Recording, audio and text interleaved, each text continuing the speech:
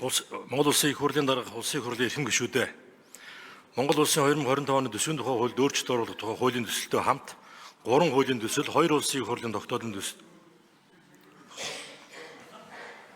3 хуулийн төсөл, 2 улсын их хурлын тогтоолын төслийг 2025 оны 6 дугаар сарын 25-ны өдөр улсын их хуралд өргөн мэдүүлсэн билээ.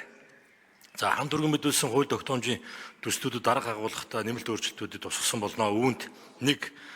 Боловсролын салбарт хувийн хвшлийн хөрөнгө оруулалтыг татах, тэдний идэх оролцоог нэмэгдүүлэхэд дэмжлэг үзүүлэх зорилгоор цэцэрлэг ерөнхий боловсролын сургуулийн зориулалтаар барилга байгууллага шинээр барьсан бүх аж ахуйн нэгж байгууллага татврын хөнгөлөлт олгох зохицуултыг аж ахуйн нэгжийн орлогын татврын тухай хуульд нэмэлт оруулах тухай хуулийн төсөлд 2. Жилийн төсвийн хуулиар баталсан төлрүүлэх орлогыг дайчлах, төсвийн сахилга баатыг чангатгах зохицуултыг төсвийн хуульд нэмэлт өөрчлөлт оруулах тухай хуулийн төсөлд 3. Төсвийн сахилга баат зардлын хэмнэлт өр нөлөөтэй санхүүжилтийн үндэс суурийг тавихад чиглэсэн цогц арга хэмжээг Монгол Улсын 2025 оны төсвийн тухай хуульд өөрчлөлт оруулах тухай хуулийн баталгацсантай холбогдуулан авах зарим арга хэмжээний тухай улсын их хурлын тогтоолын төсөлд 4.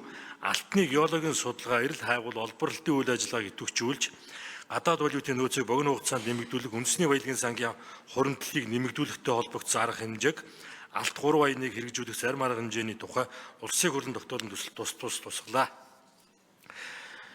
Эрхэм улсын их хурлын дарга эрхэм гишүүдээ Монгол Улсын 2025 оны төсвийн тухай хуульд өөрчлөлт оруулах тухай хуулийн төсөлтөд хамт өргөн мэдүүлсэн хууль тогтоомжийн төслүүдийг хэлэлцэн шийдвэрлэж өгнө. За мөн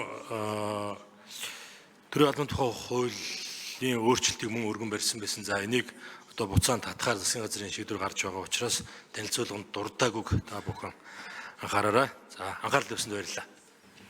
За баярлалаа. За хамт өргөн